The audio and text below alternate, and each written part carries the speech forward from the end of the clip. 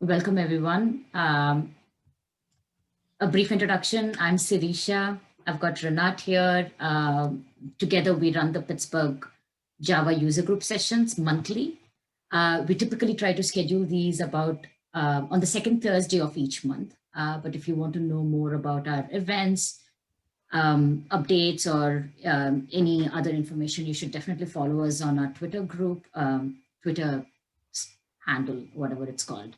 That, and also if you're registered at the Pittsburgh Java meetup, you should also see information and notifications right there.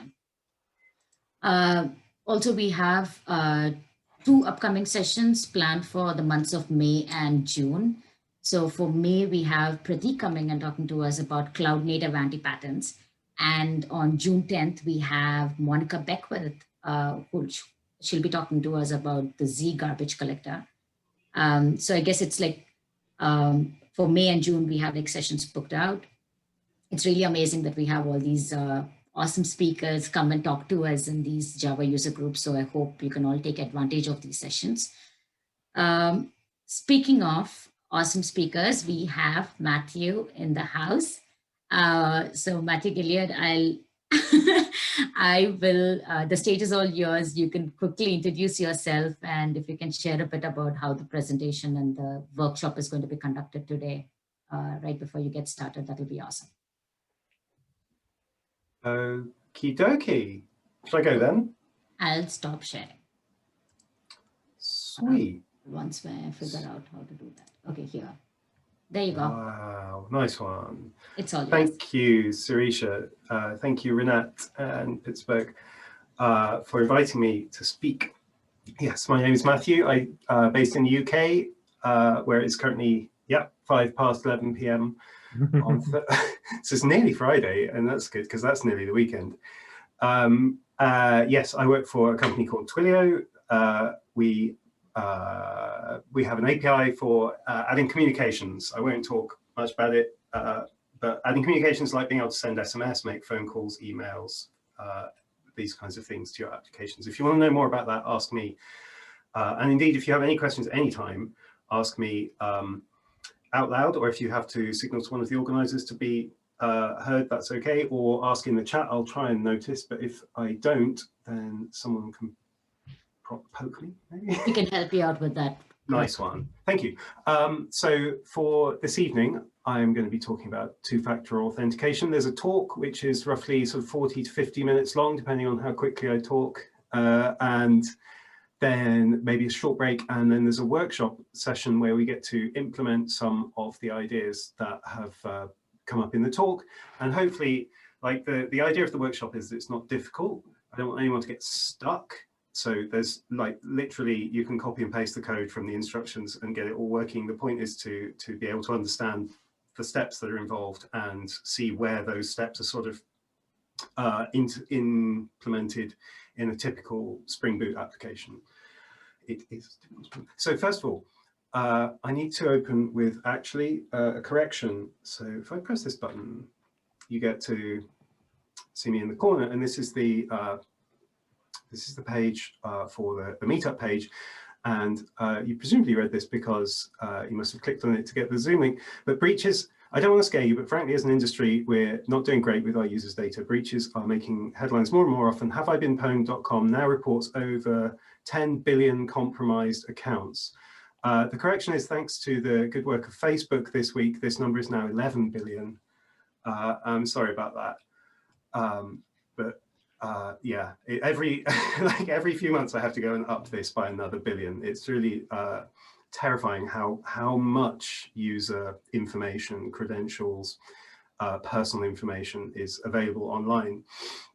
This Facebook leak apparently occurred 2 years ago and has been circulating for money, in that time, and has, recently, like, the value goes down over time, and now this information is available for free, which is how it's ended up on HaveIBeenPwned.com. If you don't know what that website is, we will talk about it later. But anyway, let me get on with the talk as it is. So this talk's called 2Furious. Matthew Gilliard, that's me. It's my Twitter handle, my email address. They're up in the corner as well if you ever need those. please do get in touch by any means. I'm always happy to talk to developers and answer questions.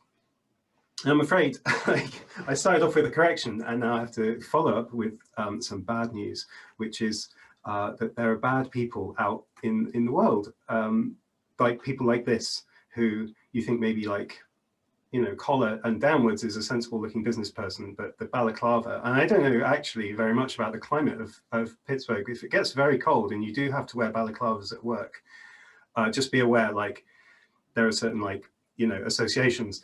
For example, this person also wearing a balaclava, also up to no good. He's got a hammer, he's got a laptop, and he's trying to sort of smash some data out of your website. This lady, so good at hacking, she's managed to get hold of a laptop and carry on with it even in prison, and is upset with you for sort of sneaking up behind her. And there are also people out there like this this chap. I just need to move a window out of the way, so I can't quite see my whole screen. There we go. This chap is slightly different from the others. This person has been on the sort of receiving end of the previous people's nasty work. This person is a journalist called Matt Honan. If anyone knows Matt Honan's story, you know, it was in Wired. He was a journalist for Wired a few years ago, and he was a victim of quite a sort of not sophisticated, like, we'll go into it in detail and we'll see, like, it wasn't particularly sort of technically clever, but it was serious to him. And we know the story, and we know a lot of detail about the story, because being like a journalist, what Matt did was agreed not to press charges against the person who did this to him, in exchange for like a frank interview about how it had happened, which he then wrote up and published. And you can still read that story, just Google his name. But I'll just run through it quickly, and what we'll do is we'll think about how it happened, and how later on we'll come back and think about how 2FA could have made the story different, and, spoiler alert, rather shorter. So Matt is a journalist. He's got a website, custom domain name. I have the same. I have a Gmail address. I put my email address on my website. Matt has done this too. It seems like a very reasonable thing to want to do. And it doesn't seem like it should be much of a security risk, but this is the kind of entry point for Matt Honan getting hacked. So he's got an email address and a custom domain name. So these people, they took it upon themselves to mess with Matt. And the first thing, we'll talk about why later. It's not going to be a very satisfying conclusion when we get to that bit. But anyway, they decided, for whatever reason, to mess with him. So they go to Gmail and they click on the sort of password reset flow for his Gmail address. And then Gmail says, well, okay, so you've got a backup email address associated with this account. And we're going to send some instructions to that, but we won't show on the screen what that full email address is, because obviously we wouldn't want people to know, if they weren't you, whether, you know, where this email had gone. So Gmail shows something like this, which is like obviously very difficult to guess what his email address is, right? It's probably matthonan@me.com. Matt Honan is in the process of being hacked. He's got a Gmail address, he's got a domain name, he's got a backup email address. And does anyone know the tool called Whois? Whois this? Whois is a tool which you can use to query DNS, right? So if you've got a custom domain name or any domain name, you can use Whois to look up a bunch of information. Here's the result of Whois on my custom domain, Gilliard.lol. And you can see like who it's registered with, when I registered it, blah, blah, blah, blah, where to go, like details of the registrar. And then down the bottom, there's a bunch of stuff that's redacted for privacy. And this is my street address. And my registrar, Gandhi, redacts this by default. But they don't have to, it's not mandatory. And in fact, in Matt's case, this was not redacted. It was open, right? So his actual street address was there, like it would say there. Yeah, it is scary, I agree. I think, you know, the default for all registrars these days is to redact this stuff, but it wasn't always the case. So, okay, so from his domain name, then they were able to get his street address. And then the next thing they did is like slightly confusing if you're not familiar with the MO of these kinds of people. They called up Amazon, you know, sort of guessed, I suppose, that he had an Amazon account. They called up Amazon to add a credit card to his account. And Amazon had a bunch of security questions, which the people couldn't answer, or any or all of. But they were eventually able to convince Amazon that they were talking to the right person, to at least the extent that they should be allowed to add a credit card to the account, because they knew Matt's email address and they knew his billing address, which of course they got from Whois. So they're getting like bits and pieces of information from different places and gluing them together and sort of socially engineering different people to do different things. And yeah, the thing to do here, call up Amazon, add a credit card to his account, which seems weird. Like, why would you do that? But let's find out. So after this call, they've added a new credit card, probably a stolen one, to Matt's account. They hang up, and it's back in the days when you could actually phone Amazon. Call Amazon again and ask for a password reset. And again, Amazon asks a bunch of like typical security questions, maybe mother's maiden name or favorite pet or something like that. And these people weren't able to answer that, but they had a combination of information that did convince Amazon that they were talking to Matt Honan. Excuse me. The information they had in this case was email address, billing address, and the last 4 digits of a credit card associated with the account, right? So I assume they're talking to someone different at this point who didn't realize that the card had only just been added. But now they've got access to Matt's Amazon account. That's my mouse gone. There it is. What are they going to do with that? Right, let's carry on. And at this point, the story gets quicker. We get timestamps. Things happen much more quickly. And Matt still doesn't know anything that's going on, right? But they call Apple, to reset the Apple password. And again, they couldn't answer the security questions, but a combination of email address, billing address, and the last 4 digits of Matt's real credit card were possible. And how did they get the last 4 digits of Matt's real credit card? Well, this is where the Amazon stuff comes in, because when you're logged into someone's Amazon account, and this is a screenshot of mine, all my cards have expired now, you can see the last 4 digits. So the very same 4 digits that Amazon sort of consider safe, and this is still true, you can still see these, safe to show to people who are logged in. Apple were happy to consider that as proof positive that they were who they said they were, which they weren't, because they weren't Matt Honan. Apple claimed that this was a human error, but then they changed their policy around it soon afterwards anyway. So I'm not totally sure whether that's the case or whether they were just caught out. So 17 minutes, Apple ID password reset is done. And there's a funny thing about Apple IDs is that you can use an Apple ID to log into a me.com email address.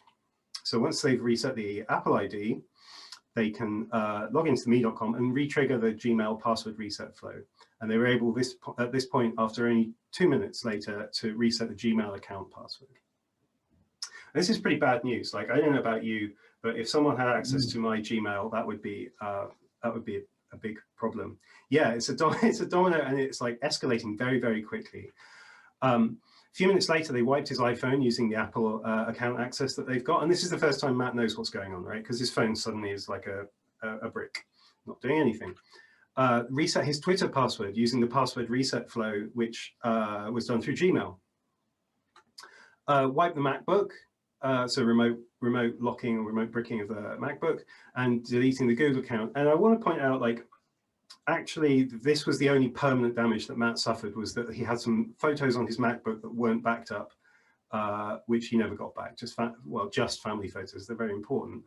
And he's quite mature about it and sort of acknowledges that he could have done more. Like, none of these accounts involved a second factor of authentication. We'll get onto what that is in a minute. And you know, Matt says, "Oh, I could have backed them up, right? This is partly on me, because the MacBook could have died for any kind of reason." Anyway, Matt now he has a problem, right? Because he hasn't got a phone, he hasn't got a laptop, he hasn't got a Google account anymore.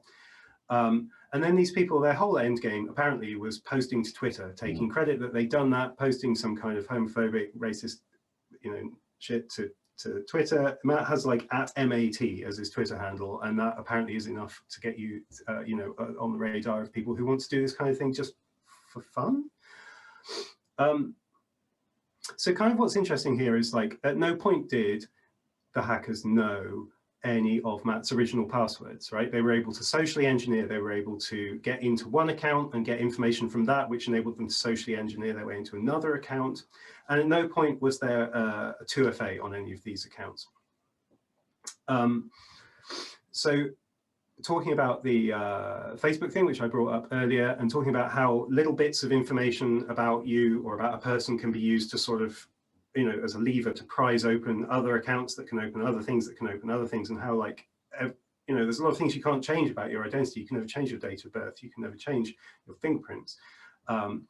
So it's ethical responsibility. I'm going to mention a couple of times. It's a big problem for us as a profession if we don't take our users' data seriously.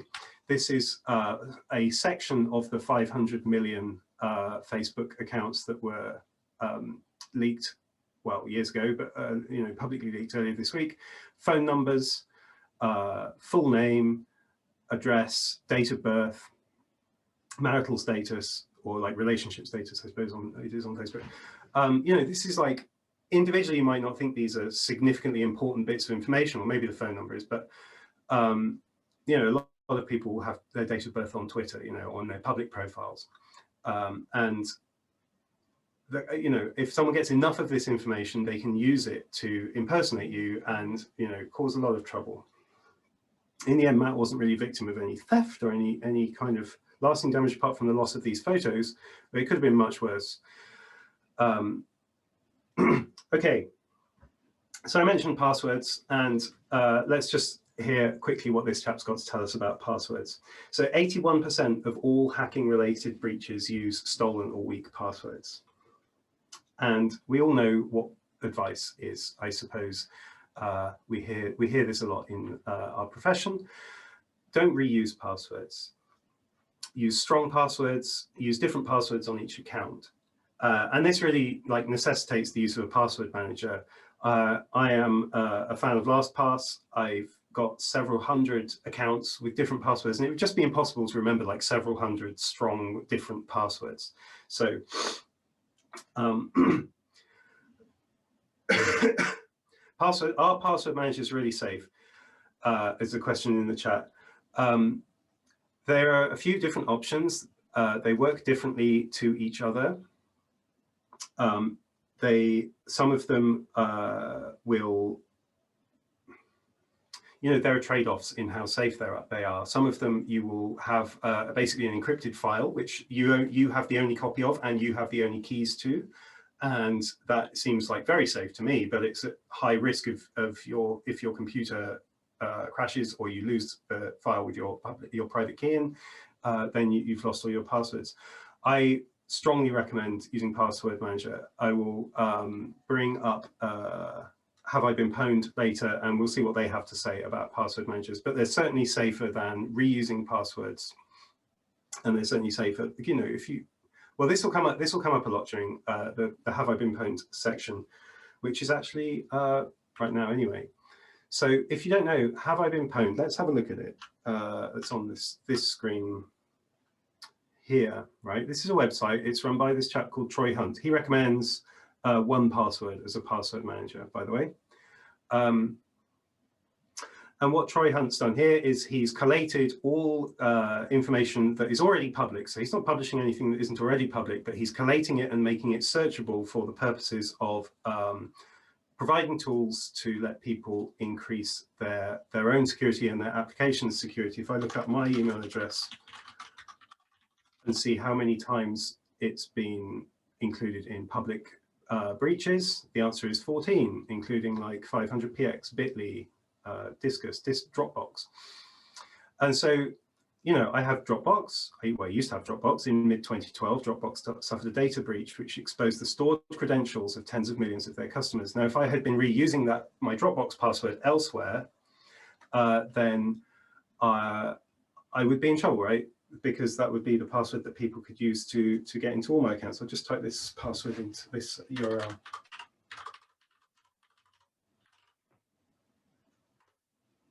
There you go. Have I been pwned? I'm in my 40s. I don't feel totally comfortable with the word pwned, but I will go with it because that's what the website's called. So yeah, like using strong passwords to make them difficult to brute force and using different passwords everywhere is a big step towards being secure online. And so really that does necessitate using a password manager because you won't remember them. It's just not possible. Okay, and Have I Been Pwned, by the way, it also has an API. And this is a story from a Java developer I know called Paul, who's based in the UK, and he works for this service called Co-op. This cooperative digital services, like significantly important life services, financial services, insurance services, not just like, I don't know, it's not trivial stuff. Like the data that people are entrusting to Co-op is important and would be significantly damaging to a lot of people if it was breached.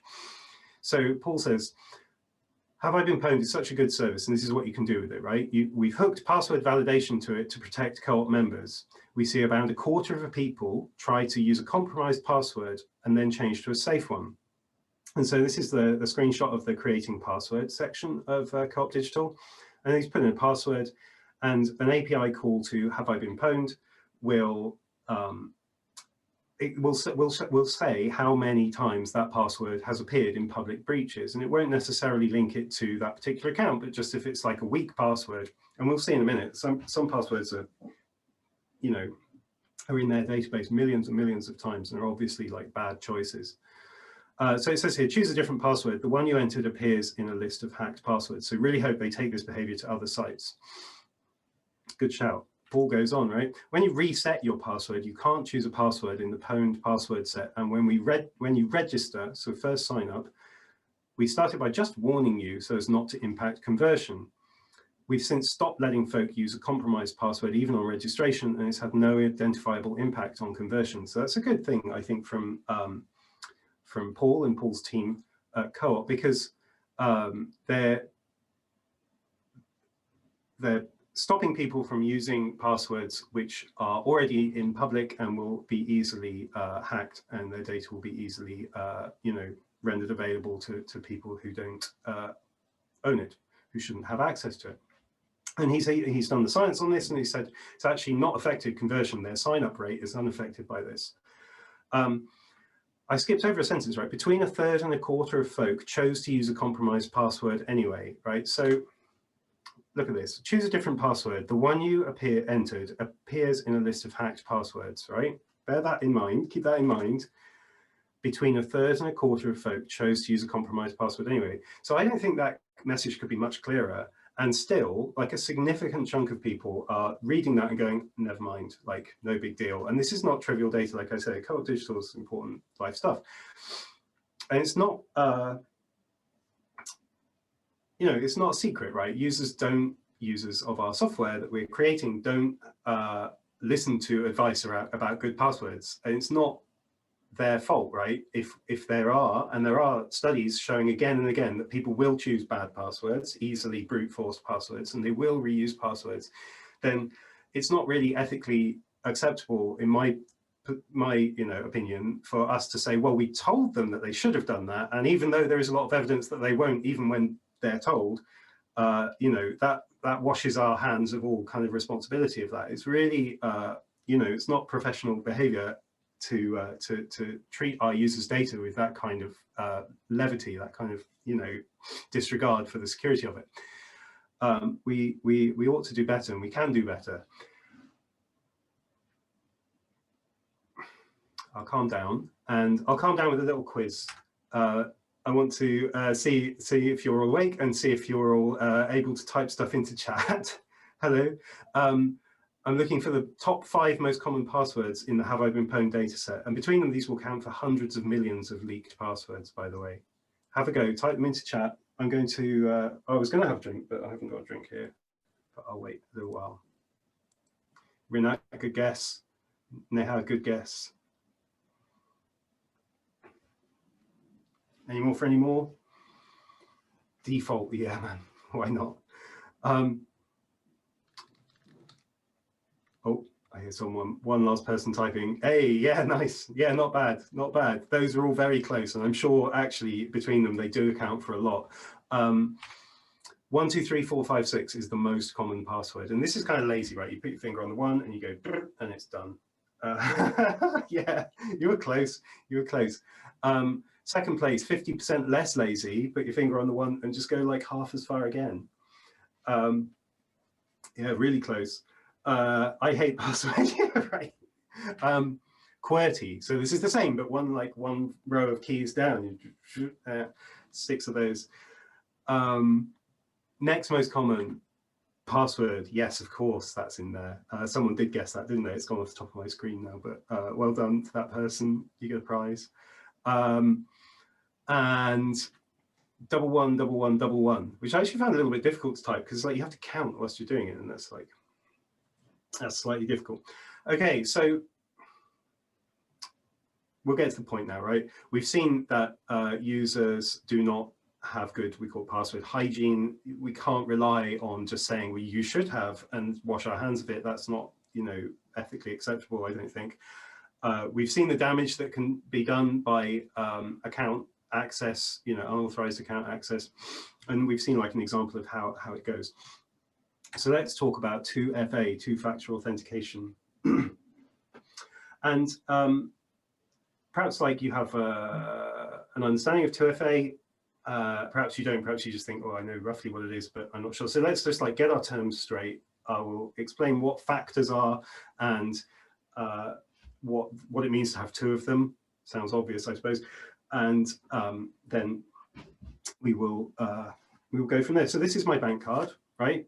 It's a thing, I have it, and it has a PIN code, which is something I know, right? And so when I want to withdraw money, I put this in the machine, I type in the PIN, and that combination of something I have and something I know is the two factors of 2FA. So 2FA is not like an unknown principle, even outside of computing. A lot of people use it every day and are very familiar with it. So the factors are, generally, there are these three types of factor: something you know, something you have, and possibly something that you are, or it's commonly the first two. And for two-factor authentication to be properly called that, there have to be two factors from different categories, right? So with the example of my card just there, it was a knowledge and a possession factor. If I am using my phone to pay for something, I unlock it with my fingerprint and I have my phone. So that's a possession and an inheritance factor. But commonly, especially common with logging into websites, a knowledge factor and a possession factor. So logging into a website which doesn't have 2FA, username, password, in, right? And username and password, they're two separate things, obviously, but they are both knowledge factors according to this scheme. So this is not 2FA, even though there are two parts of it. To have this login flow actually be sort of two factors of authentication, there needs to be a second factor, possession or inheritance. And it's, like I say, it's very commonly a knowledge and a possession factor. So knowledge, username and password, that's extremely common. I'm sure you have hundreds of accounts across the web with username and password auth. So what are the common types of possession factors, right? That's the question. Most commonly, SMS, or rather the possession factor, I suppose, in that case, is the phone. The idea is that when you register for a website, an account on a website, you put in your phone number and you get a text and you type in whatever it is in that text, and it's commonly a 6-digit number, but it could really be anything as long as it's hard to guess. It's sort of generated on the server, sent to you. You type it in, that proves that you're in possession of that phone. And then later on, when you come to log back in again, they send another text to the same number. Again, it could be anything. It's commonly a 6-digit number, but it doesn't have to be. And you type that in, and that proves that you're in possession of the same phone. And this, the fact that this is a possession factor is why a lot of sites will not allow you to use VoIP, like, you know, internet-controlled phone numbers. Like you can buy a phone number from Twilio, but a lot of sites won't let you use that number for 2FA because they can tell it's not actually associated with a real phone that somebody possesses, so it doesn't count as a possession factor. Nonetheless, this is extremely common. SMS is ubiquitous. The majority of people on the planet can receive an SMS, either by having their own smartphone, their own feature phone, or access to a shared phone. Access to a shared phone perhaps is like a little bit antithetical to the concept of a possession factor. But nonetheless, SMS is ubiquitous. It needs cellular service to work, which isn't always possible. If you're traveling, if like me, your local cell tower stopped working for a few hours, you can't receive the SMSs. I couldn't log into a couple of my accounts for a few days recently because they were doing some work on the cellular network near where I live, which is quite rural and is not well covered at the best of times. People will often say as well that SMS has security problems, that it's like, trivially easy to intercept and read other people's SMSs. And I am not going to lie, it is possible to do that, but it's not easy. It's not trivially easy, and it's not cheap either. It tends to have to be a targeted attack. So if you know someone's phone number, which you might do actually from the Facebook hack, you can try and socially engineer their cell company to deliver messages to your handset instead of the real handset. There are a few other attacks involving like actual interception of the radio waves and decrypting of those. But Google's found, Google's run a study here, and they found SMS 2FA is still like broadly very effective. So don't please think that because SMS isn't perfectly secure that it is not useful as a second factor authentication. It is vastly better to have SMS-based 2FA than than single factor authentication. Nonetheless, there are better ways, and let's move on then to those. HOTP and TOTP. These are the, excuse me, I need to cough. Thank you. These are the things that your Google Authenticator or your Authy app use. These apps that that show you a 6-digit number that changes every 30 seconds. HOTP and TOTP. In both cases, OTP stands for one-time password. With HOTP, it's a hash-based one-time password, and TOTP is time-based one-time password. HOTP is not widely used, but understanding how it works. I'll go into these in a bit of depth because these are so common, and these will form like the basis of the workshop. They're also like surprisingly easy to include. I don't want to say easy. Surprisingly few steps to include this kind of stuff in your own apps, which is what we'll see in the workshop. So the idea is this, right? There's an RFC. I've linked here, and I'll share the slides later. If you want to go through and read the RFC, you can if you want. And the RFC defines an algorithm whereby you take a secret string that is shared between the client and the server.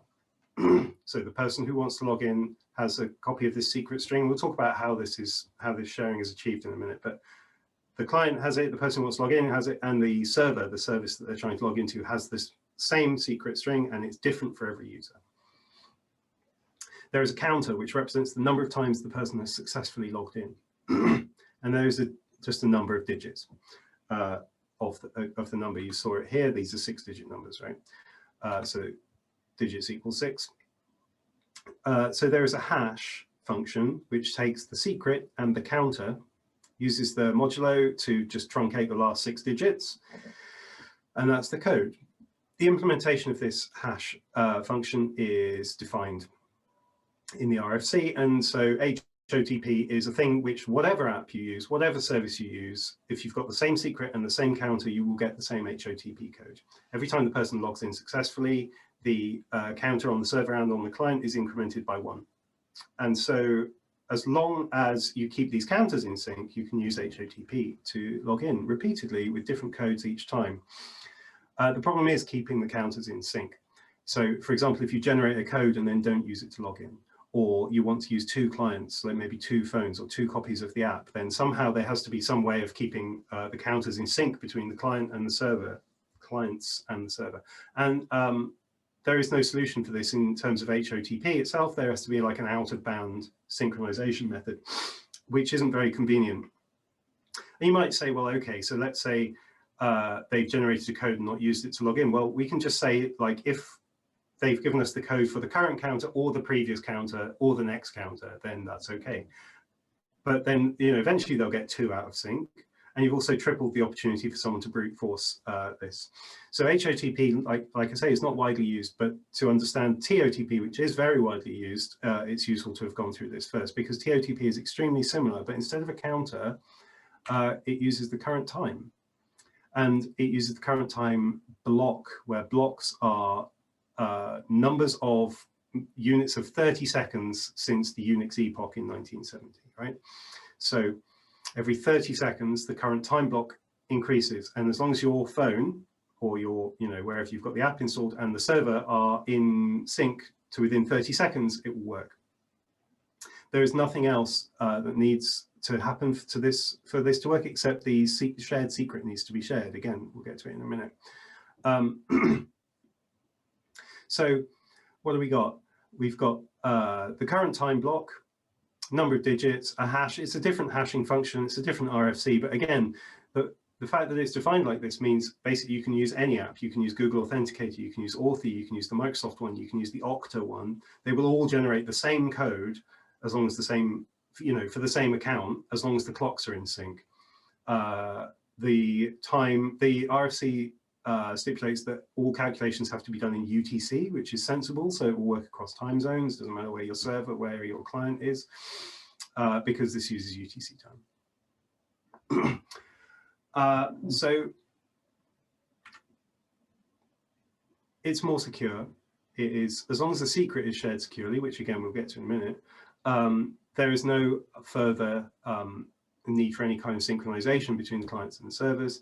Maybe the apps are fiddly, like you have to get the app out and you have to like type in the number, and if it changes, if the time thing changes over whilst you're typing in, then you might get rejected and you might have to type it in twice.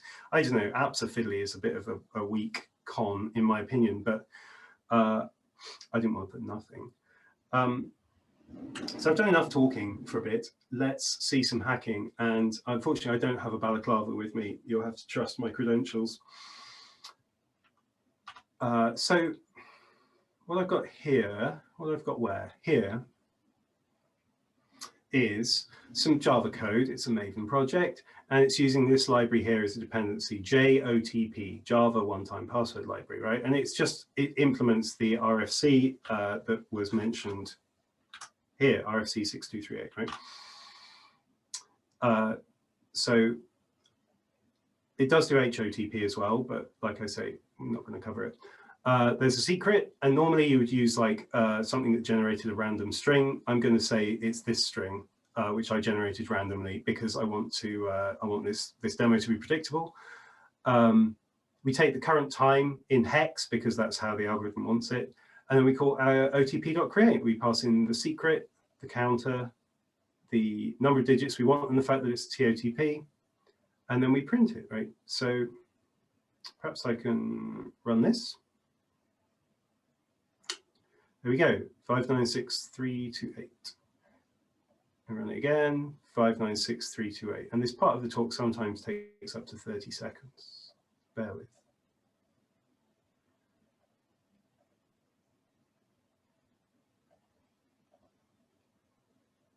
Well, you can guess what's going to happen. You're smart people. Eventually, in less than 30 seconds, that number's going to change. There it is, 070728, right?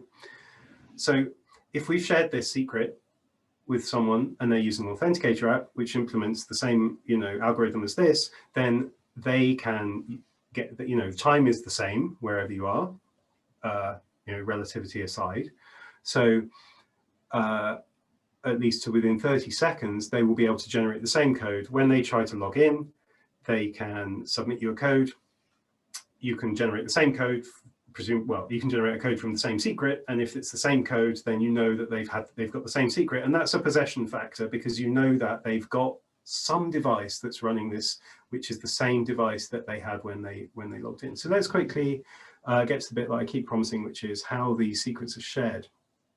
The answer is that there is a URL scheme for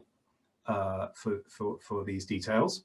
And you can generate that with this library as well. So we've got the same secret string as before.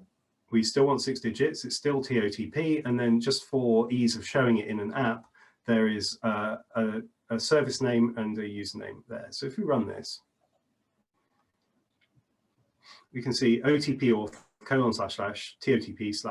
blah, blah, blah, blah. It's got the secret in there. So the question now becomes like, how do we share this, this URL with the user when they first create their account? And the answer is everyone's favorite thing, QR codes.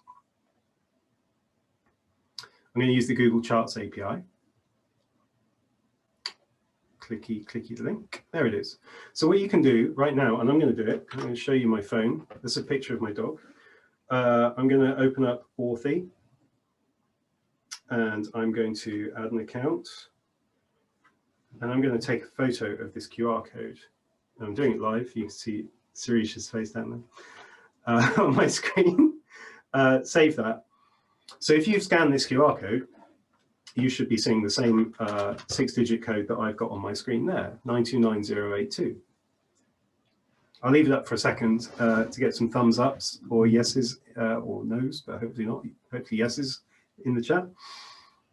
Google Authenticator, any of these apps will work, should work the same. What do you say, people?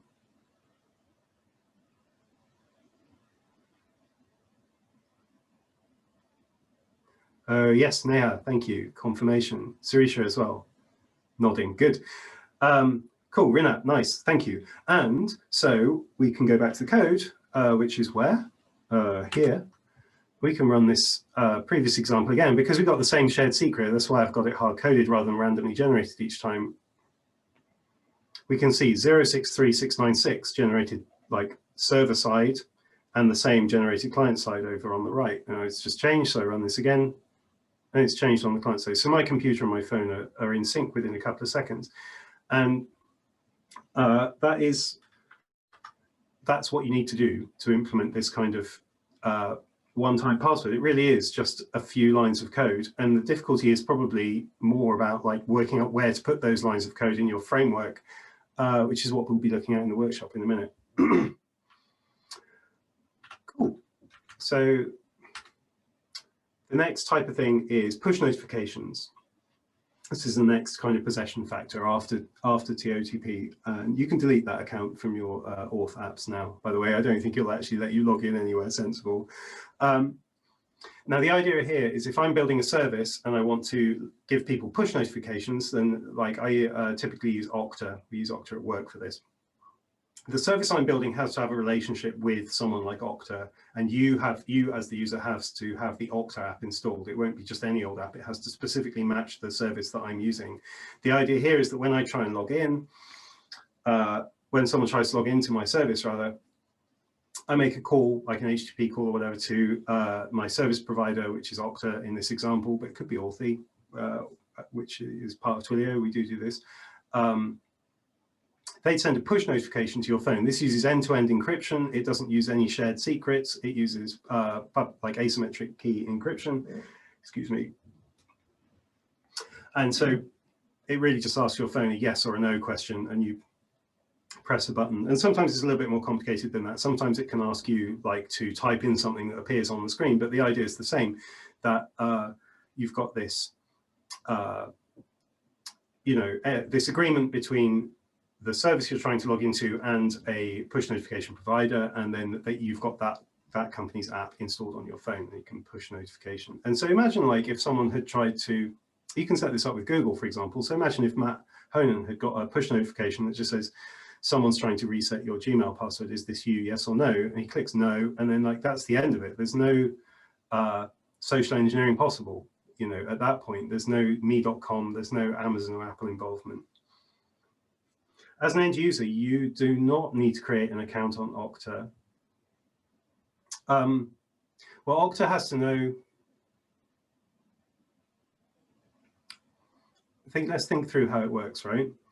Using Okta as the example of the service provider, I have to, when I'm creating a service and using Okta as the provider, I have to provide some way of uniquely identifying you as the person to send the push notification to, and Okta has to know who you are. I suppose that can be done through, so there is some idea of identity between the service I'm building, Okta, and your phone.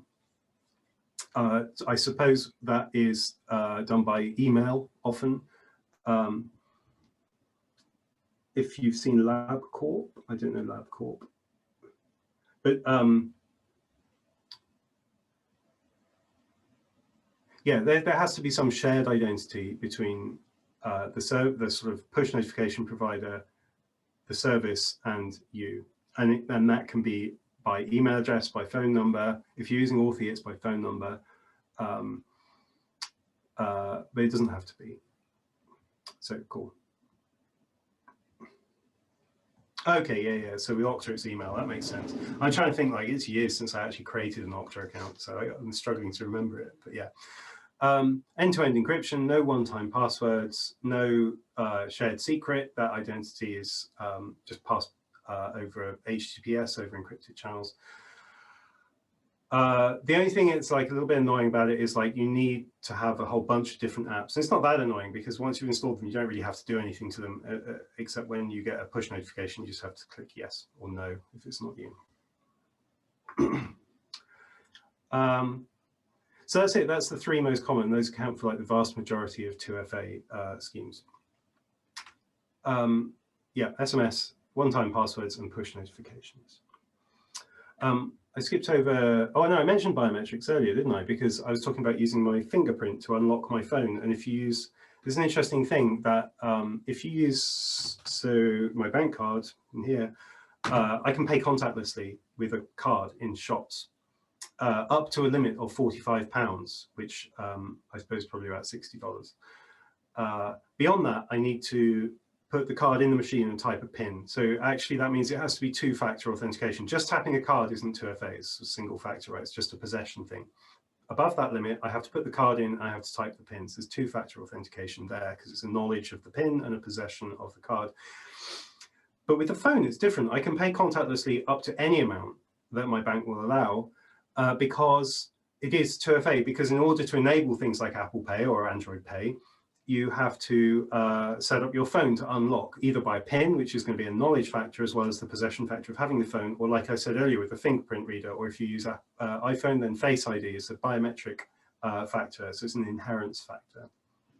So people think, well, maybe people might think biometric factors aren't widely used, and they're not really for logging into websites. I suppose you can unlock your computer with a fingerprint, can't you? But for like high value, large amount of money payments for things, they are widely used at the point of sale, which I thought was interesting. Okay, so we're drawing to a close for the talk part right here. We hear it said, right, friends don't let friends write auth frameworks. It is difficult to be sure that you've covered all the cases, and it is devastating if you get it wrong, and the failure modes can be extremely subtle. The cracks that people can sort of stick a tire iron into and lever the data out of your website with, or that guy with the hammer, can be very small, very difficult to identify. And it's far better to rely on the framework. If you're using Spring, use Spring Security. And the same goes for two-factor authentication as well. Twilio through Authy does offer one of these apps, like I said, like Okta, where push notification, and Authy will sort of fall back to one-time password, or when you saw me using the Authy app for that, or to SMS, because we use the phone number as the identity for the user. So strong recommendation to check out Authy, but in any case, if it's not for you for whatever reason, still prefer to take advantage of someone else's hard work and use like an industry standard there. Oh, that's a website for more information, authy.com, what is 2FA. And we can stop this person. I've actually still got my little padlock up here, but she's managed to get someone's. And if we work hard and sort of take our responsibility to users' data security seriously, we can certainly make the web a better and safer place. And we'll see how to do it next in the workshop. But I'm just going to stop talking there and say thank you and ask if there are any questions.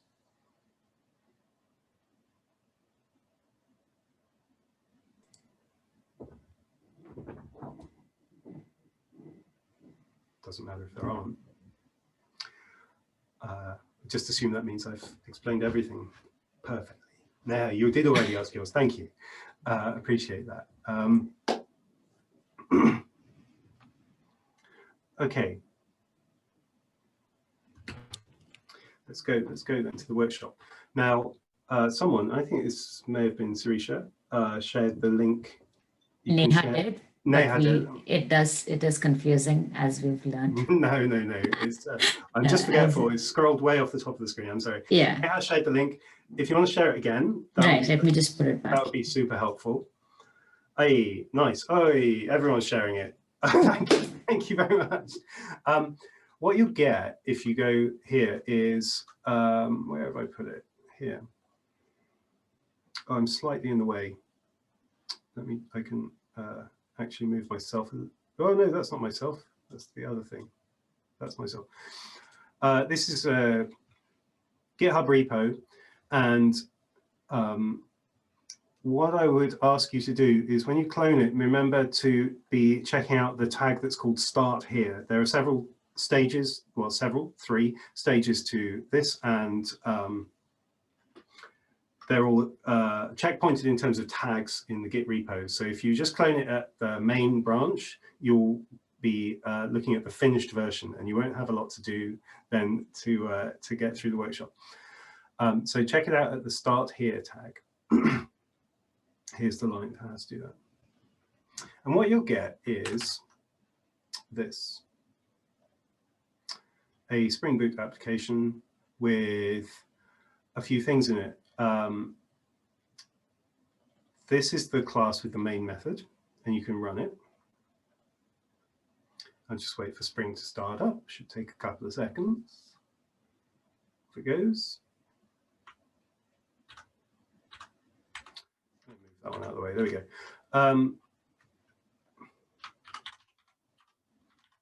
Localhost. Oh my goodness, I can't type. Localhost port 8080, right? And there's a website here. You need to be logged in to use this site. So you can't log in because you don't have an account, but you can register. Username Matthew, password, create account.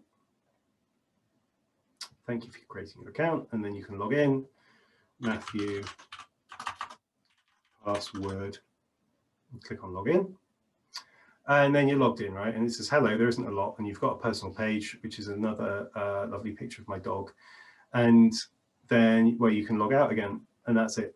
And the idea for this workshop is to add two-factor authentication using time-based one-time passwords. So using the same thing with the QR code. Thank you, Masood. It's, yeah, wow, you're even later than me, but thanks for coming along. I appreciate that. Grab the link. You should be able to do the workshop in your own time, just by sort of reading instead of listening to me. That should be cool. All right, okay, so where's it gone? Where's it gone? Here. There's some information about how to run the app. You can either run it through your IDE like I did, or on the command line, open the browser. There is an in-memory database, which you can log into with, I'm just going to hide myself. Username SA, password. And then you can click on user DTO and run. And you can see there was a user already, but we didn't know their password. And then this is me and the password. So it's an in-memory database, which means every time you restart the application, this will be reset. And there's a data.sql in source main resources, which sets up the database schema, and indeed inserts that user. The password is pretty easy to guess, by the way. It's one of the ones we saw in the top 5 from Have I Been Pwned. So if you're reading down this, then you should work in the following order: adding 2FA setup to the user registration flow, right? What does that mean? It means creating the data and storing it in the database as necessary and showing the QR code to the user. Then adding 2FA requirement to the user login flow is a separate step. And if you want to, and you have time at the end, you can add calls to the Have I Been Pwned API, which will implement the same kind of things that you saw in Paul's tweets that I showed. Now, I'm going to take a break from talking and just let you all get on with it for a moment. But let's just look through this. So adding 2FA to the user registration flow. First set of changes. There is a tag that represents like the end of this stage. So you can just sort of browse through the tag browser in GitHub and find that. But here's a list of what we need to do. Everything that you need to change is marked with to-do registration. So you'll find that in the code base, you know, around the place. Here's to-do registration in the database schema, for example. And if you're ever not sure what to do, like the walkthrough section of this contains links to basically like the finished the finished code. I don't want anyone to get stuck. I really don't. I really want everyone to be able to get through this and get a working application. So you don't ever need to add any new classes. Anywhere you need to change is going to be marked with to-do registration. And if you're ever not sure what to add there, there's 1, 2, 3, 4, 5, 6 links to the code you need to add. I think what I'm going to do is say that perhaps for about 20 minutes or so, folks can get up to speed, get the repo cloned, get it into their IDE, make sure they can run the app, and yeah, feel free to ask me any questions. But for now, I think it's just time to do some coding. How does that sound? Sounds good to me. Yeah, sounds good, Matthew. Cool. So you were sharing a link earlier. I can't really see very well. It's a bit blurry. Oh, sorry. I should have probably mentioned this earlier, but so this is just your registration.md. Okay, that's fine. I can find that link. Yeah, so if you start on the link that's been shared, then under how to proceed, it's the first link there. You should work in the following order: add 2FA setup to the user registration flow. That one. Okay, got it. Cool. Yep. Thank you. Welcome. Yes, I can move myself a little bit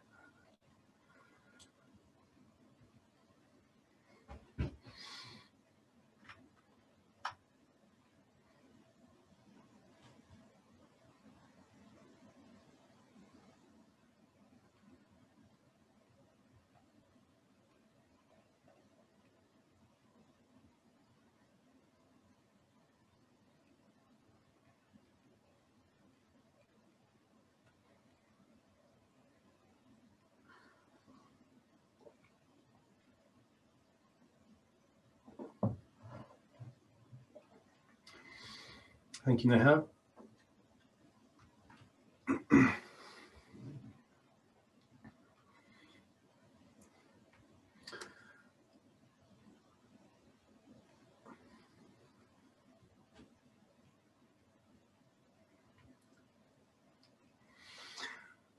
I guess what I'll probably do is wait a few minutes to make sure everyone's had a chance to get started, and then sort of walk through the changes slowly myself as well. So if anyone is stuck, they don't have to sort of own up to it. They can just catch up as we catch up with them.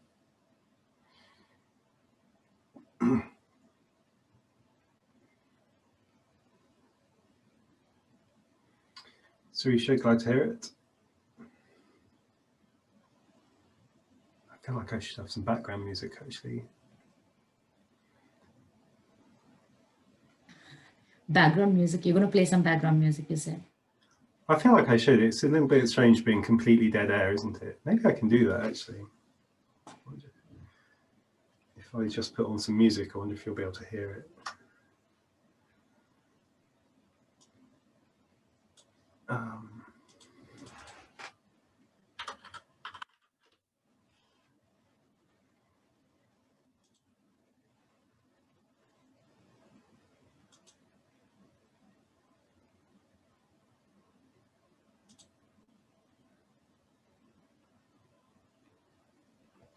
Okay, so let me ask a person who has said that they've got started. Neha, how far have you got through? How far are we getting through?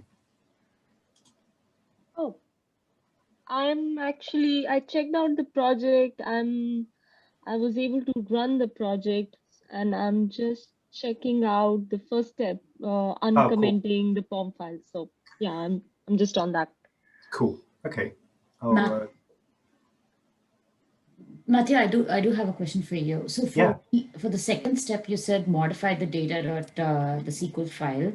Yeah. And add a new column. I've done that, but what should the password be? That's a alphanumeric number, right? Like, do we generate it, or did you? Or this one? Yeah. You can leave that one as it is. I'll show. Okay.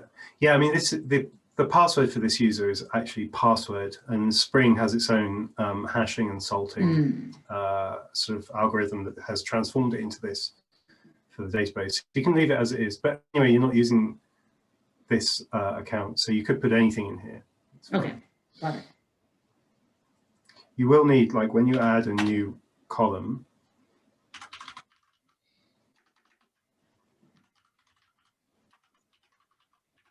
I realize I don't have Java 8 installed anymore. I'm on it my new doesn't, it machine. works all the way up to Java 16. But if Oh, you have, really? if you have pre-8, then I can't help you. Oh, no. I recently changed laptop, so I guess I was using the other one. Cool. Yeah, I've tested it all the way up to Java 16. So you just need to add this is, I believe this is the change you'll need to do here. A new column to represent this, the shared secret, which we saw, it was like a 20-character random string. I've put 250, but it doesn't have to be that big. And then just on the insert, and here as well.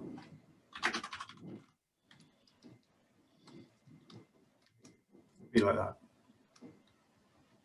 Got it. Let me bring up the POM as well, because I know that's a change that needs making.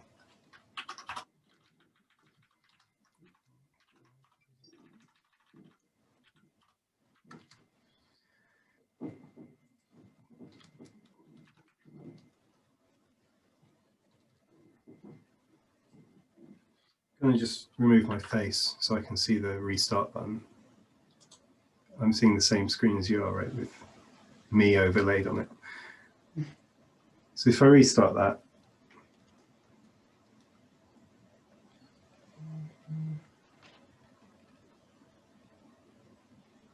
yeah, it wouldn't have started up if the schema was wrong. So I can try and run this again, but I need to log in again.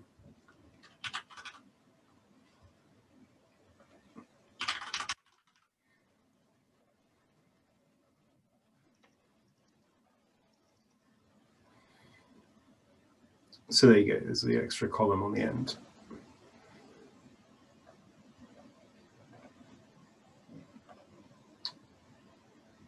That was this step. I'll come back there.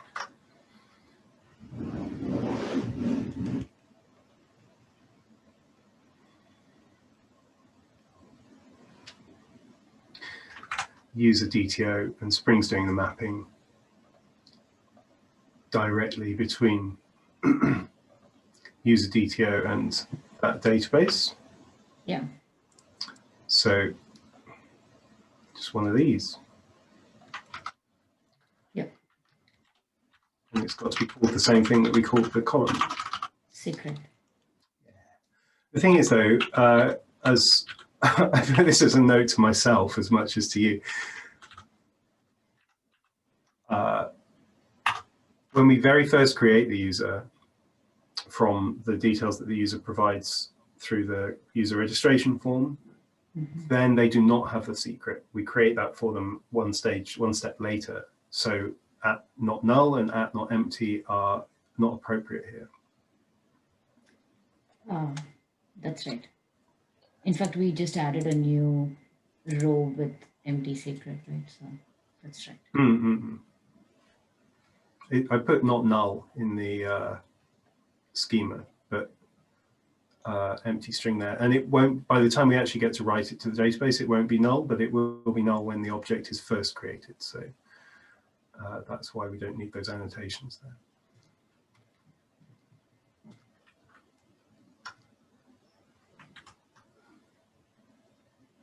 I keep needing to just move myself a little bit.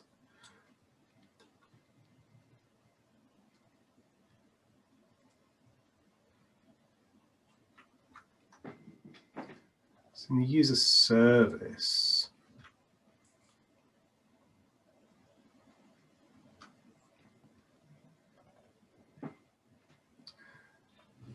this create new user method, this is called when someone fills in the registration page, and the user DTO that's passed in represents what they've typed in on the registration page. So we can first check if that username already exists. We can throw a user already exists exception. We set the password, we encode it, using the Spring built-in encoder. So here is where we can set our secret, which means, Matthew, pay attention, we need getters and setters for the secret, don't we?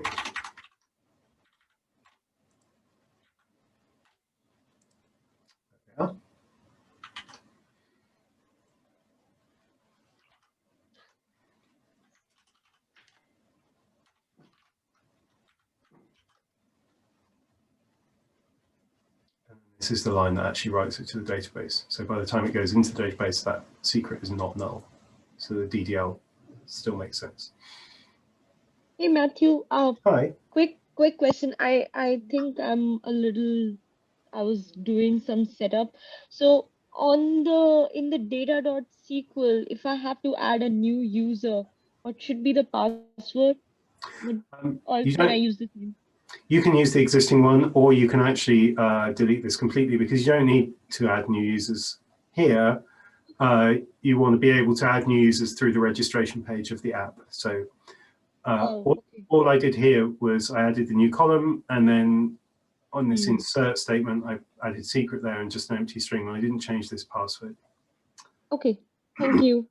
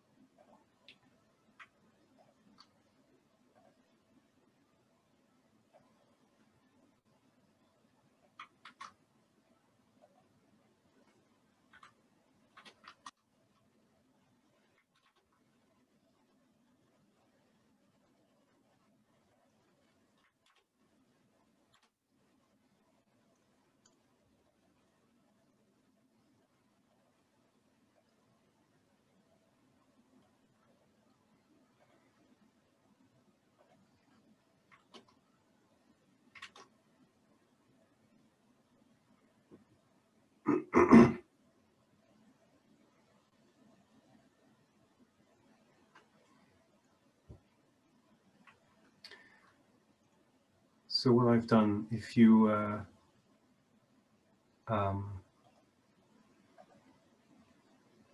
interested, uncommented the dependency in the POM, modified the data.sql to add the new column because we need to store a secret for every user. I've changed user DTO to match that. And I've just added the bit of code which shows the, just like we saw when I showed this demo earlier, there was otp.getURL that returns the OTP auth protocol URL. And then I'm using the Google Chart API to turn that into a QR code.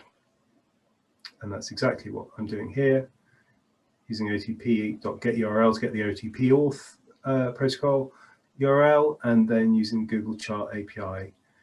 And I'm, instead of just printing it out, adding it as an attribute to the model. If you're not familiar with Spring Boot, that means that we'll be able to refer to it from the HTML template and therefore show it as an image on the page. So let's have a look at that. So there's a sort of clue where to look there. Source main resources, templates registered. So this is the page that says, thank you for registering. And we return registered from here, which is a reference to this HTML page. Or template rather. So registered.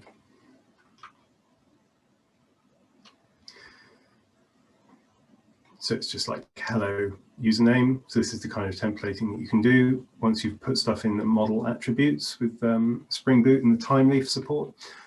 Thank you for creating your account, and we'll do the QR code showing here. And rather than be clumsy and get it wrong, I will just grab it from there. Make sure we understand it.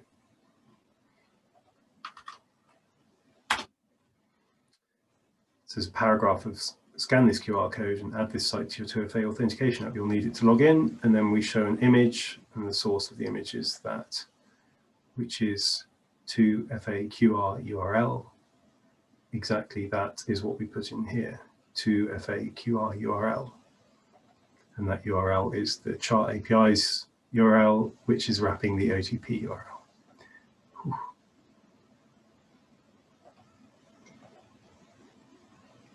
And that's it. So I'm going to bounce the web server.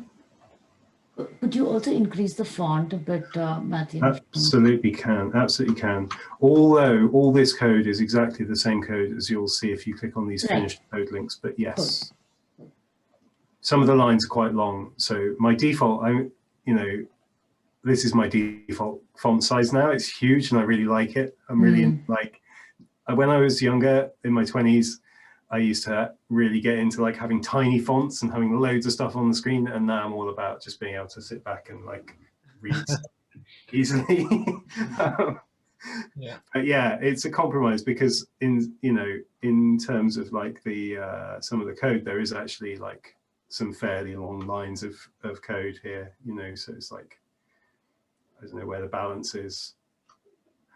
Let's bring myself back. So I've restarted the web server. Mm-hmm.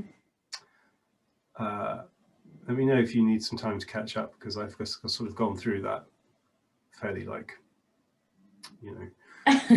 swiftly. But where were we? Here it is, this one. So localhost 8080 now.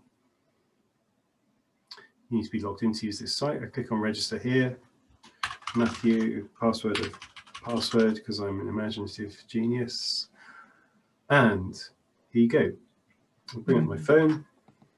Same one we saw earlier. Add an account. You can see two of me. Hello. Oh, I can't reach with you. There we go. My phone's wired in to be able to do the screen sharing to the slides. Save that. Right, you can see it sat there. It's generating codes. I don't know, if you want to double check what's going on here, copy the, open the QR image in a new tab, and you'll see it's got this long secret in it here that starts 6, and it'll be different for you, right? Because you're generating random strings, but 605 JXR something, something, something. And if I look in the database, which again will need me to be logged in. You have to do every time you restart the app. Get rid of my phone.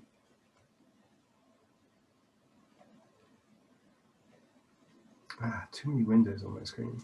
There it is, 605 JXR. So it's the same secret that's gone into the database that's being shared here, 605 JXR.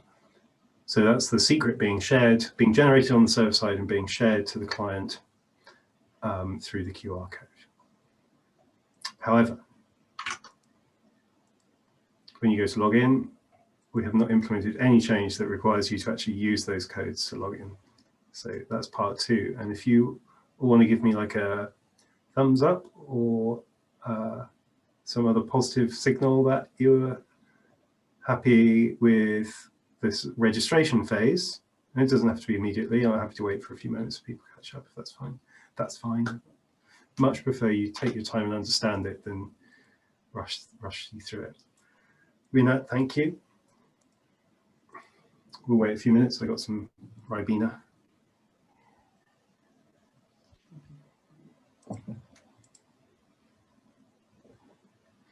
But if you do want to move on, users can still log in using just username and password. Let's fix that, move on to the next section. You click on this login link. And it's very similar. There's like a sort of description of what we're going to do, and then there's a walkthrough with all the changes that need to happen. I'm good to move to the next section unless someone else needs time to catch up.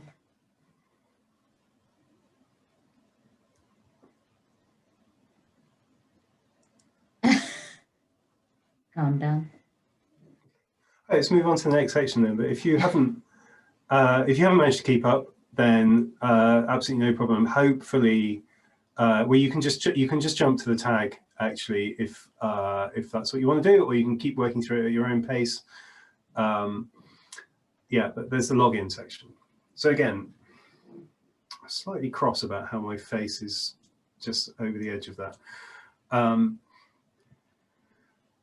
Make sure you've completed the registration section. Nice. So modify the user flow so they need a code from their Authenticator app to be able to log in. And notice that whenever you restart the app, you'll be recreating new users and they'll get different shared secrets. So you will have to keep going through and where is it?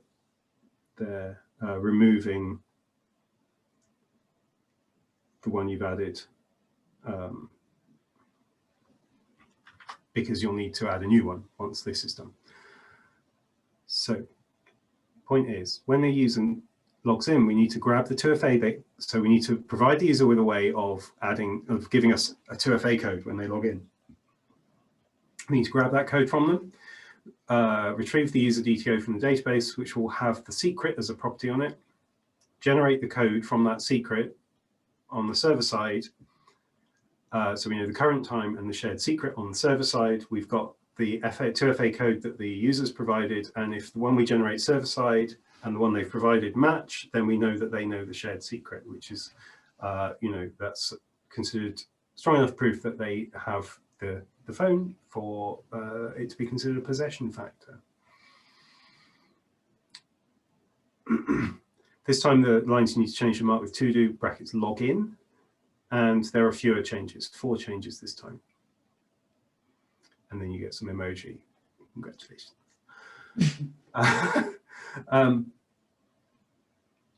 I'll wait a second, like I did last time. I'll just wait a couple of minutes and then head on through it, sort of gradually taking questions anytime.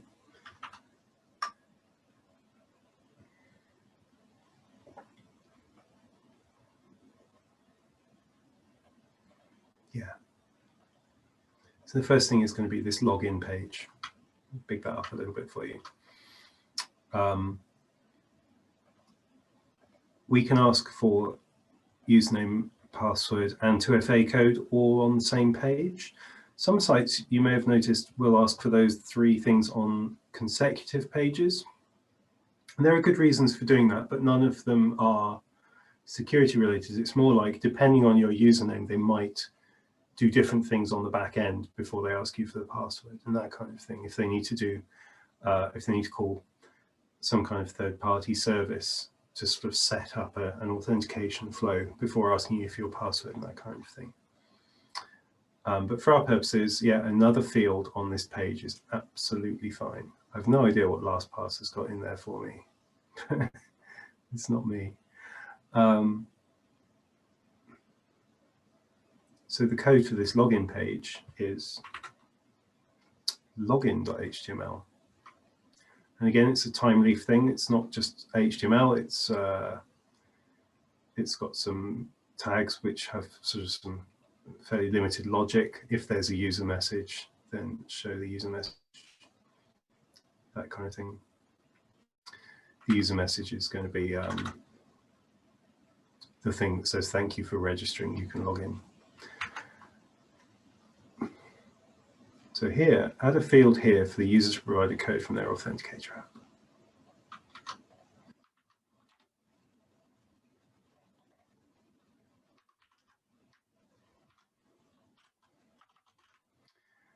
It's going to be very helpful if I use the sensible names for things. So I'm just going to check, what did I call it here? 2FA code all small.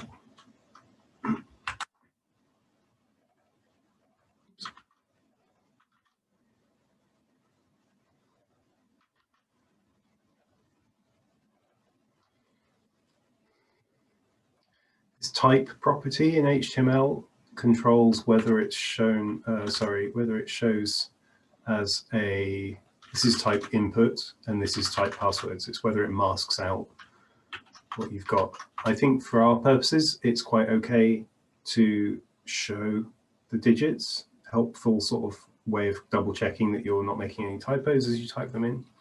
And it's not like anyone can do anything.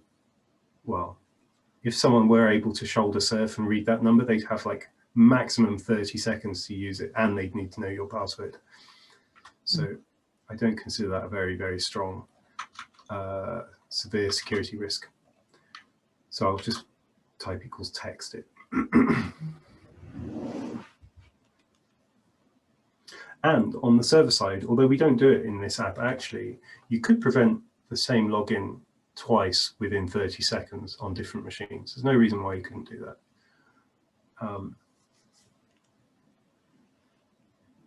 But maybe if they were quicker at shoulder surfing than you, then they'd log in and you couldn't, and that would be a problem. Everything okay, everyone? Yep. Good. Yep. Okay, cool. So yeah, I thought I'd start with that one because it's a fairly simple change, just another few properties on an HTML page. And we'll get back into the Java code now. So in custom authentication details class, we can access the HTTP servlet request. I find this a little bit strange that you have to do this with at the HTTP servlet request layer, but that's how all the Spring documentation that I could find pointed me to do it. So sort of intercepting the flow between the user sort of trying to log in and Spring Security actually sort of attempting to validate the login, we have the opportunity to extend a web authentication details and create a class that encapsulates some other detail of the request. That's a terrible explanation. I'm sorry. What I will do is show you the code, and then it'll be much clearer. And again, there's a few changes here. Not much, actually. After we call the superclass, we don't even need that system out. HTTP servlet request.get parameter 2FA code, and this string here matches this name here. Oh, password. I should probably call that something specific. It's just cosmetic, but it makes sense to make it right. That name is showing up here as the name of a parameter on the HTTP servlet request. The only thing is that we need to create a field. It is a string, and we need a getter for it.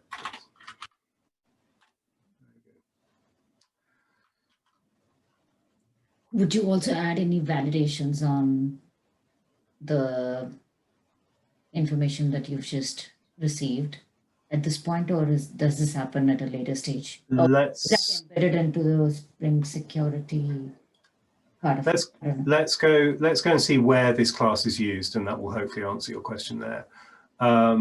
This class is used in custom authentication provider. That's right, custom authentication provider. So this is another class that you Okay.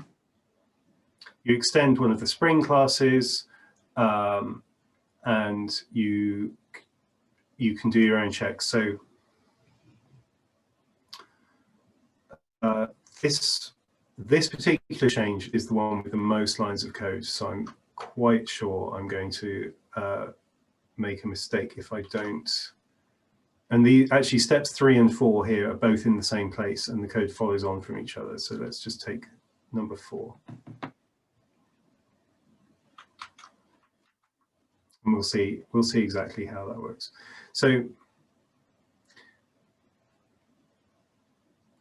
this is the place to insert any code that might reject someone's authentication attempt, their attempt to log in. And at the moment, all we do, we've created a custom authentication provider that's extending the DAO authentication provider, the Spring one, and we're not doing anything. We're just calling super.authenticate.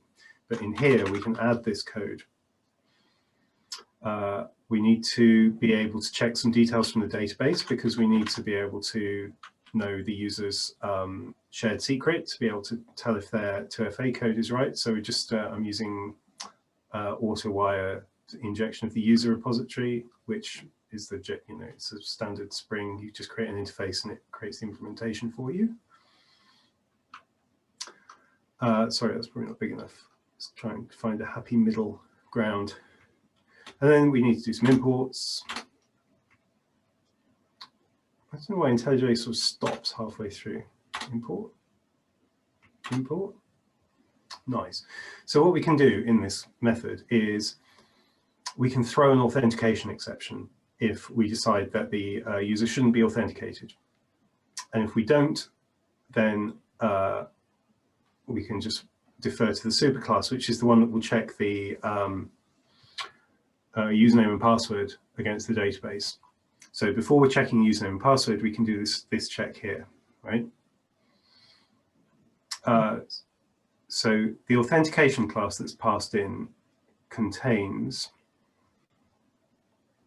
a name, which is the username. And you can also call this line here, oh, it's a little long. Perhaps here is a better place to see it. Authentication.getDetails. And that returns an instance of this class that we just created here with the 2FA code that we pulled out of the HTTP servlet request. So first of all, we check, we find the user by that username. If there isn't such a user, then we just let it fall all the way down to here and it'll fail here. Actually, we could return false. We could do an early return here and just not let them log in. But I've left that up to Spring.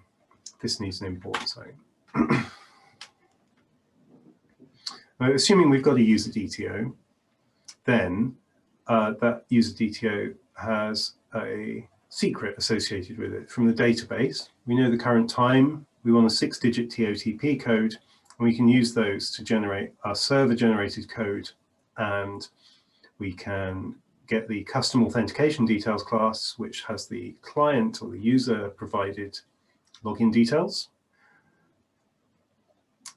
Just doing some logging here. This is the one we've generated. This is the one they've provided. And assuming that they are equal, then, well, no, it's the other way around, isn't it? If they're not equal, we're throwing a bad credentials exception, which is another Spring provided class. It's a subclass of authentication exception. We're actually catching it here, which is silly. Sorry, that should be thrown out at the top. And any other exception, for example, what else throws exceptions in here? OTP.create can throw things like, what can it throw? Illegal argument exception, invalid key exception, no such algorithm exception. It's possible that we can be unable to generate this code on the server side through some misconfiguration of the server, in which case we can't authenticate the user positively, therefore we have to reject their login attempt. We can't just say, oh, we're not sure, so you're in, right? We have to do it fail safe, right?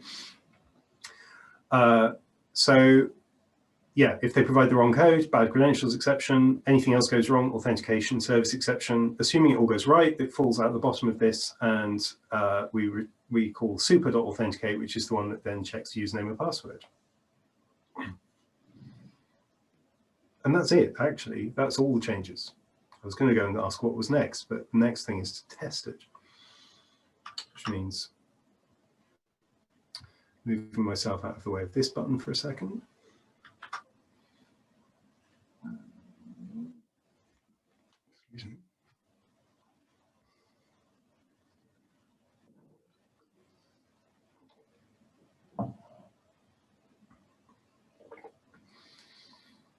That's restarted. I hope I didn't rush that. I hope I didn't leave anyone behind. Let me know if that was a problem. If you want me to go back and cover anything, happy to. I'm very happy to, because my goal for this is certainly not to make it difficult or hard to get through, but rather, you know, show that it's possible and not as complicated as you might have thought. So I'm back here, no account, register here. Matthew, password, create an account. I'm going to do this thing again. Add account.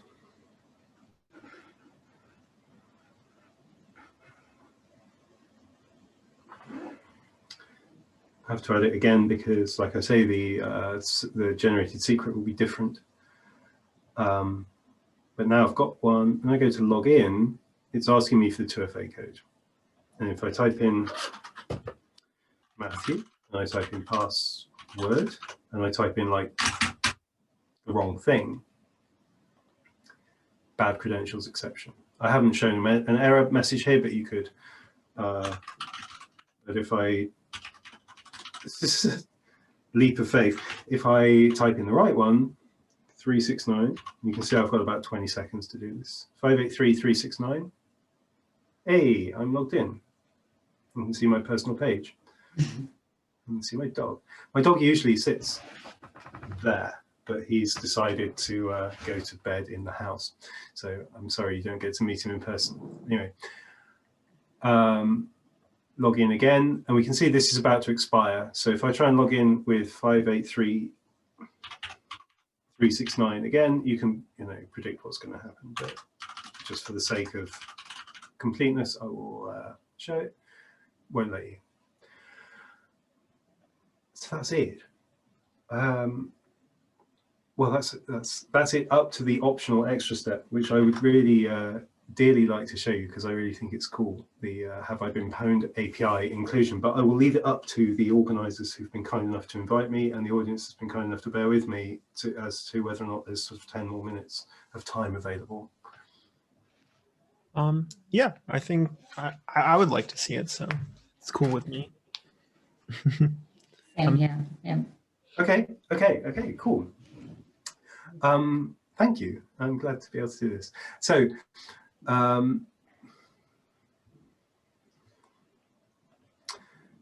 let's see how to do that, right?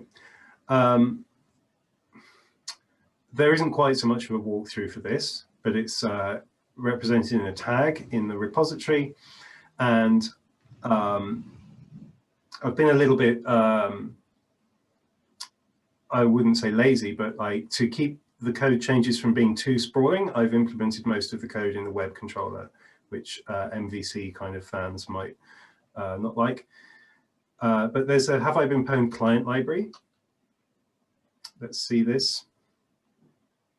And Have I Been Pwned API, one thing that's really cool about it, one reason I wanted to talk about adding this change is because I think that the API is actually really smart. So my colleague today is tweeting about how he doesn't like Have I Been Pwned, or he thinks it's not that he doesn't like it, he finds it ironic that this is a website which is all about sharing credentials that have been publicly made available on the web, and the very front page of it is just asking you for some like fairly private credentials, like things that might identify you. When you're using the API, that is not the case. It does not work like this. This is just a demo. Feel free, if you don't trust this, to not use it. The API works differently. And how it works is kind of interesting. So, so what do I want? I'll tell you what I want. I want to go to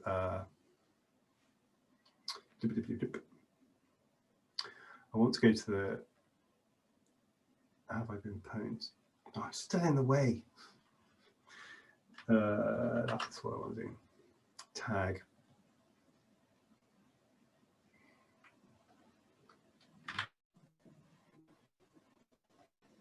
Right, and let's just get the bit from the POM, which is here. Another dependency for that API. POM.xml, I would have thought I've got open. No. Struggling to do everything with my face covering a quarter of the screen, but there we go. Might be a little thing I have to click up here. No, IntelliJ's happy with that. Cool. Okay, so creating a bean for creating a class or an instance of the API class. Which class do I put this in? Web security config. Oh yes, this is just a factory. It doesn't really matter where you put it as long as Spring can find it. But web security config seems like a logical place to me. Just down here. And nice. Okay, so come on, IntelliJ, will you not just import it? Thank you. When you access the API, you have to provide some kind of identifier for your app. It's fine, can be anything. You don't have to register it. Add padding is interesting. So before I talk about what add padding does, actually, let's see how we use the API, and then add padding will sort of make more sense.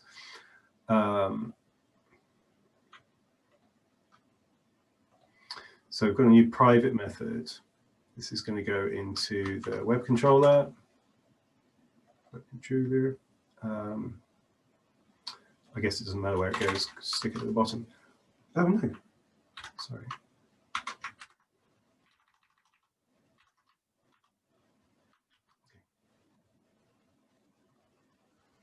So the API, this is the method I want to talk through in detail because it's kind of, I think this is really cool. I need to add the other thing as well, which is the using method in controller. I need to auto wire that in. I can stick this down the bottom as well, it doesn't matter. Okay.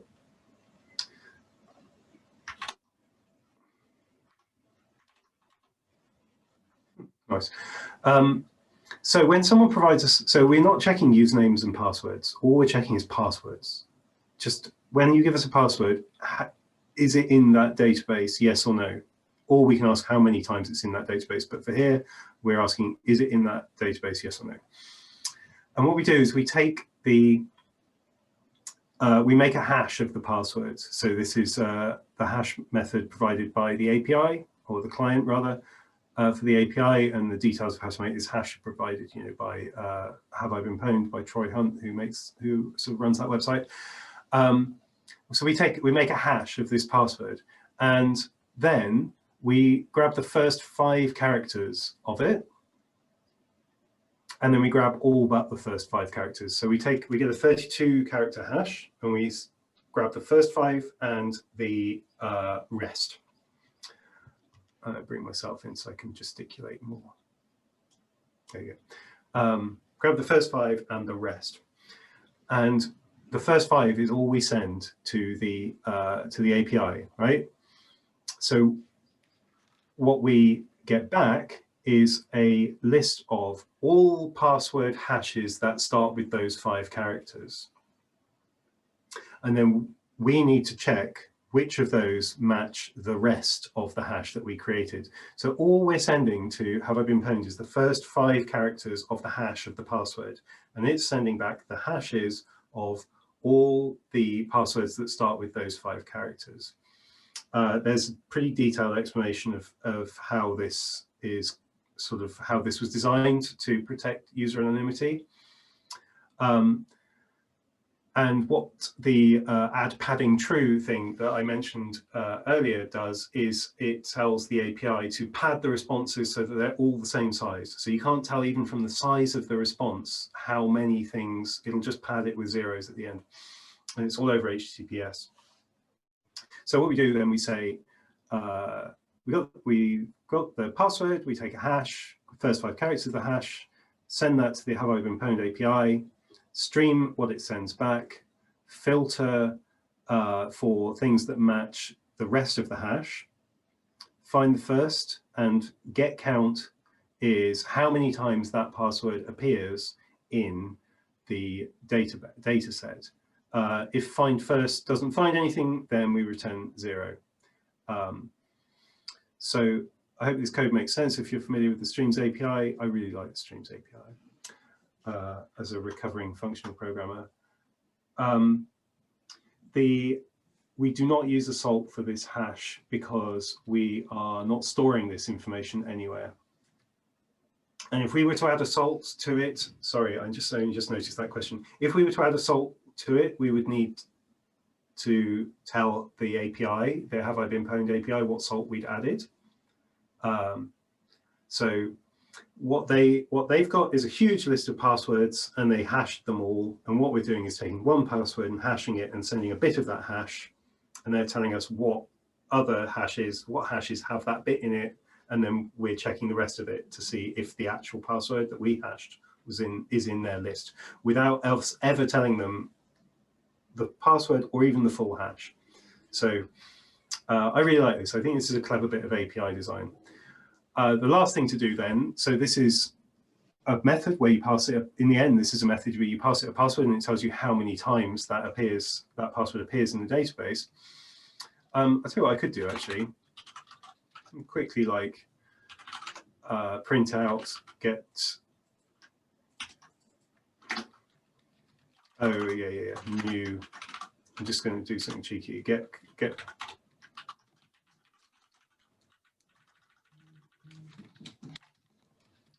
just quickly see how many times the word password appears in the database. Why have I got a null pointer exception?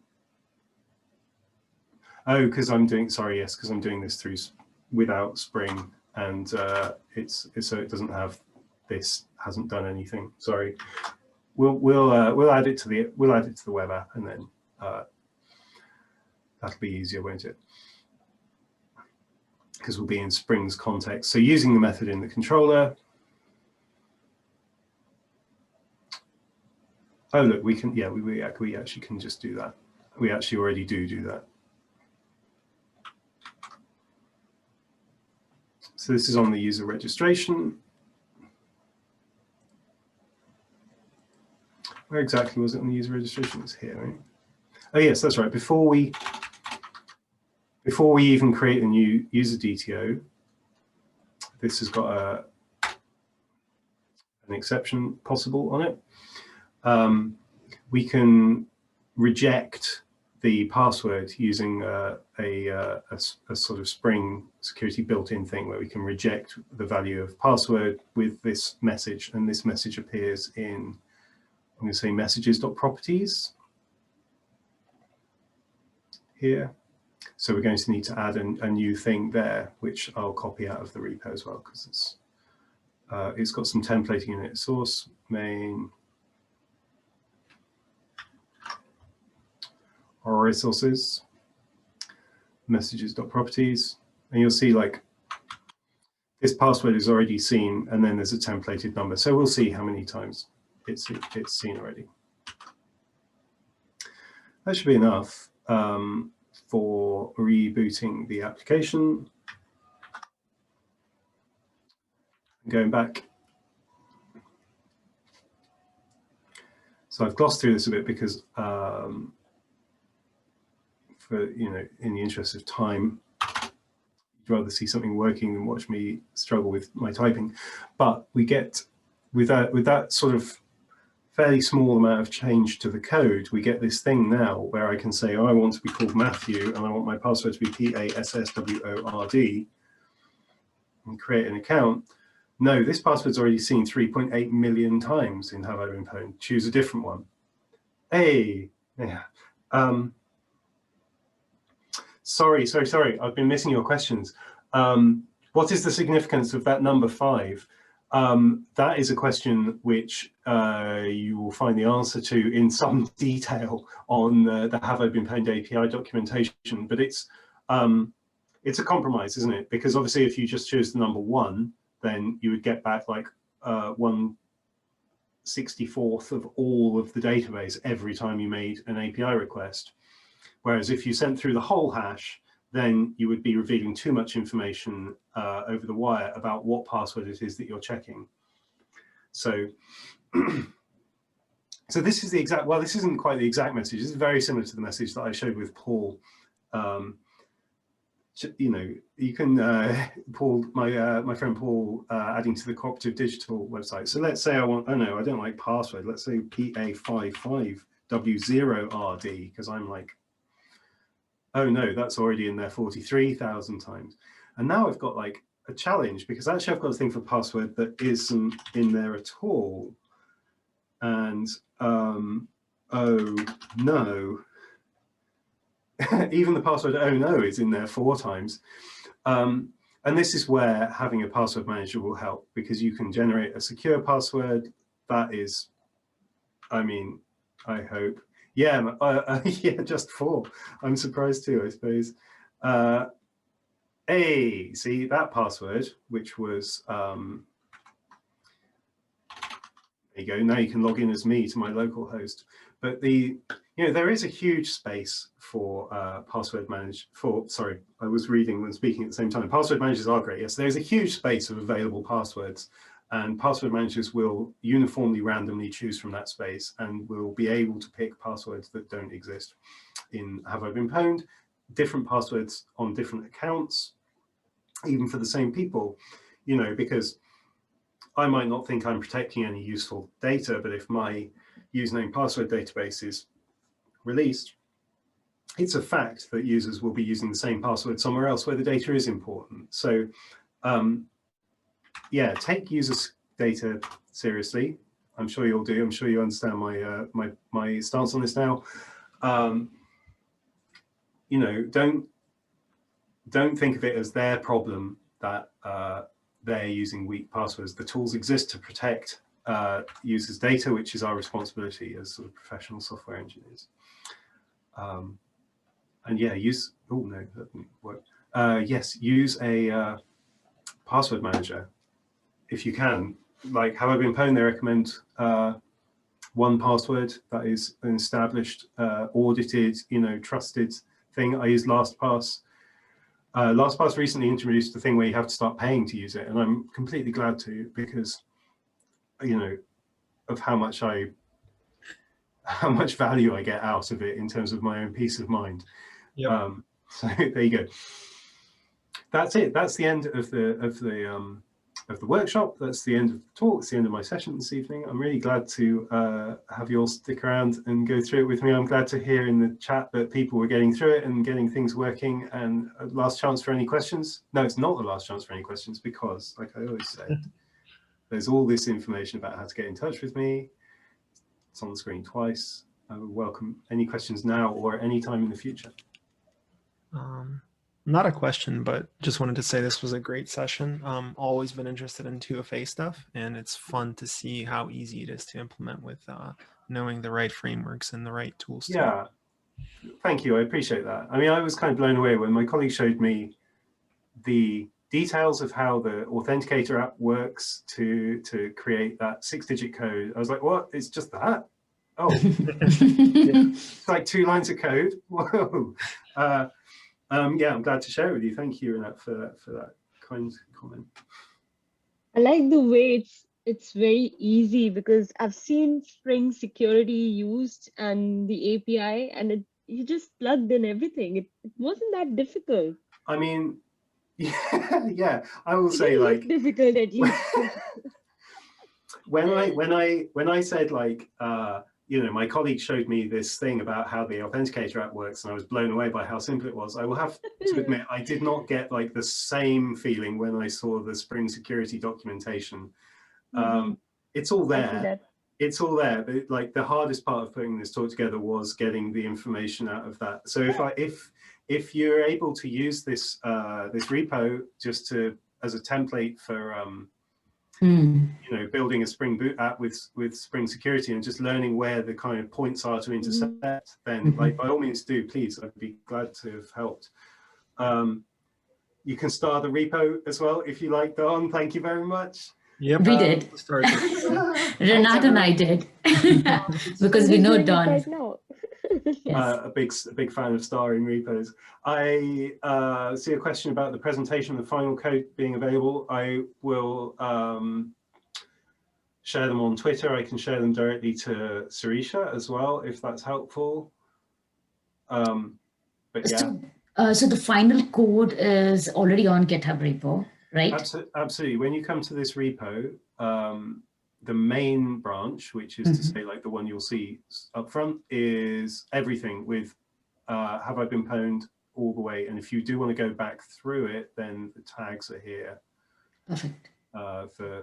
For that, and all the documentation's here in the repo as well. So awesome.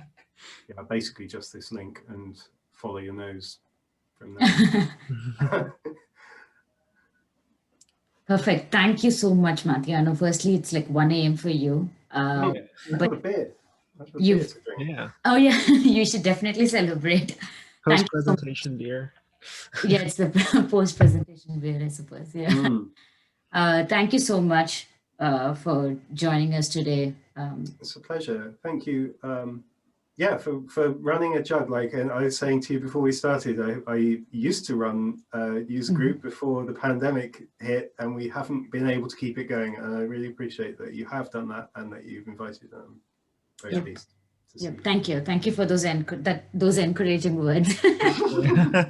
It does take some amount of effort and patience. Yeah. And I hope we get back to being able to meet in person soon as well. Perfect. Yes. And most of them on the call right now, so you'll definitely get a chance. Yeah. One day soon. One day we'll all run into each other at a conference again. It'll be great. Prediction is Death Nexus. Yeah. Prediction is Death Nexus. We see real Don now. It's real Don. But the fake Don's behind me. Oh, double Don. Perfect. Thank you so much. Thank you for everyone who attended, asked questions, made it fun and interactive. No pun intended.